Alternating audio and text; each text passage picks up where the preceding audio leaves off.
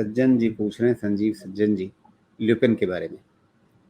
वैसे तो इन्होंने एक और भी सवाल रखा है, लेकिन पहले ल्यूपिन की बात कर लेते हैं। 810 पर इन्होंने खरीद रखा है, 1 साल से रखा हुआ है। अब पूछ रहे हैं कि आगे इसमें क्या करना चाहिए? 624 से आपके पास पड़ा है तो नहीं, ल्यूपिन तो 810 से पड़ा है।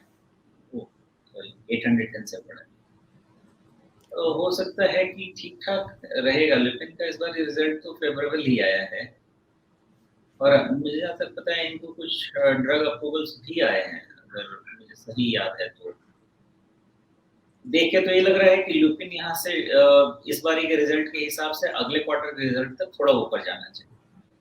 ऊपर कहाँ तक हो सकता है?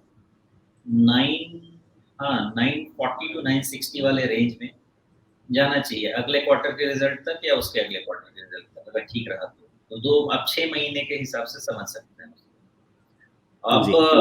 अब मेन चीज ये है कि नीचे में एज लॉन्ग एज ये 725 के नीचे 720 के नीचे बंद नहीं होना शुरू होता, मुझे नहीं लगता कि अब ल्यूपिन में कुछ ऐसा नेगेटिविटी रहेगी। थोड़ा डिफरेंस इसलिए हो सकता है कि ओवरबॉट जा रहा है ल्यूपिन, अभी करेक्शन होना ही चाहिए, पुल अप होना चाहिए। 720 के नीचे जाना नहीं चाहिए, लेकिन गया भी तो भी रफली ये अब 700 690 के नीचे नहीं जाना चाहिए। बाय डिप्स का कैंडिडेट है, पुल अप होना बहुत जरूरी है क्योंकि ओवरबॉट है, पुल अप होगा, पक्का होगा। लेकिन ये स्टॉक हो सकता है कि अगले 2 क्वार्टर में ऊपर जाने की, लंबे ऊपर जाने की तैयारी कर रहा हो, क्योंकि इसमें एक राउंडिंग बॉटम कंप्लीट हो चुका है। आपको रिजल्ट से जो सपोर्ट आना था वो आ चुका है। अब यहाँ से आगे जाने की तैयारी 2 रिजल्ट पे डिपेंड करता है।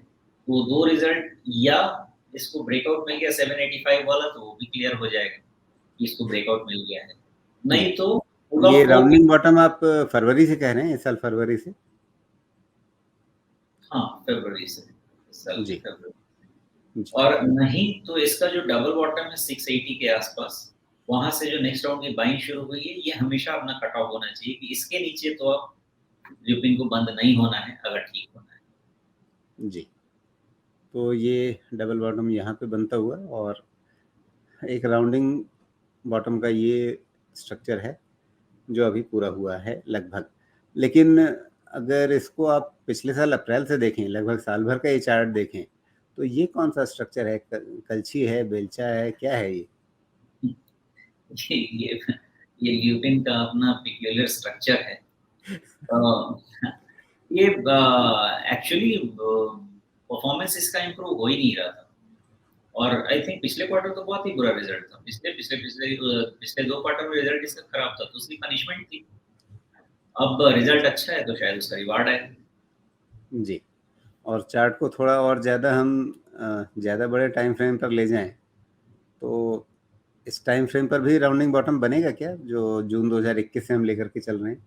देखिए जो फार्मा एज ए सेक्टर है ना, मुझे पूरा 2 साल का करेक्शन कंसोलिडेशन खत्म होता हुआ दिख रहा था। वो तो 1 महीने 1.5 महीने पहले से डिस्कशन हो चुका है, 1.5 महीना, हाँ उसके ऊपर से जो हम फार्मा में एंट्री की बात कर रहे हैं, 1-1.5 महीना 2 महीना जो गया था।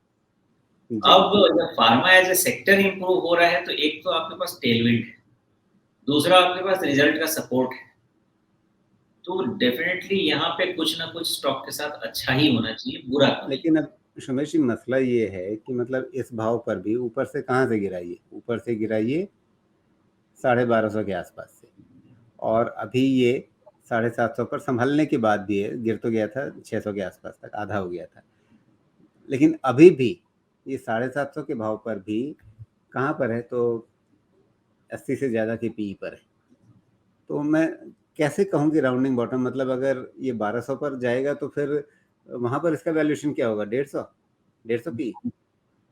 ये यहाँ से ऊपर अगर जाएगा ना तो क्वार्टरली प्रॉफिट ऐड होगा तभी जाएगा, और हो सकता है ये टर्न अराउंड क्वार्टर है। वैल्यूएशन स्टैंड पॉइंट से देखें और करेक्शन स्टैंड पॉइंट से तो सबका वही हाल है। सनोफी, फाइजर सब महंगे थे, अभी भी महंगे, लेकिन आज सनोफी में भी बहुत अच्छी चाल आई है, और ये सब यही कह रहे हैं कि इस वैल्यूएशन लेवल पे भी बॉटम बन गया, ऐसा लग रहा है, जो भी रिसेंट बॉटम है। तो फार्मा का मुझे लग रहा है सेक्टर का यहाँ से एक टर्न अराउंड सिचुएशन होने वाला है। कंसोलिडेशन, करेक्शन खत्म हो गया है, जी। तो जो अच्छे करेंगे वो बेहतर चलेंगे, जो अच्छे नहीं भी करेंगे थोड़ा-थोड़ा तो सेक्टर टेलविंड में चल ही लेंगे। तो संक्षेप में अभी इनको करना क्या है? 810 का इनका भाव है। मतलब कई बार ये होता है कि जब बहुत लंबे समय से लोग खरीद करके थके रहते हैं, बहुत समय तक घाटा देखा रहता है, तो उस समय मन करता है जैसे ही अपना भाव आए जान छुड़ा करके भागो। क्या वैसा कुछ करना है या इंतज़ार करना है, कोई एक डिसेंट स्टॉप लॉस लगा लें और उसके बाद फिर इसको होल्ड करें? देखिए इन्होंने 1 साल से खरीद के रखा हुआ है। तो जब 1 साल वेट किया है तो अभी स्टॉप लॉस 1 साल के बाद लगाने का तो मुझे मतलब नहीं दिखता है जबकि कंपनी का रिज़ल्ट अच्छा है। इनका स्टॉप लॉस प्राइस लेवल नहीं होना चाहिए, इनका स्टॉप लॉस नेक्स्ट क्वार्टर का रिज़ल्ट होना चाहिए।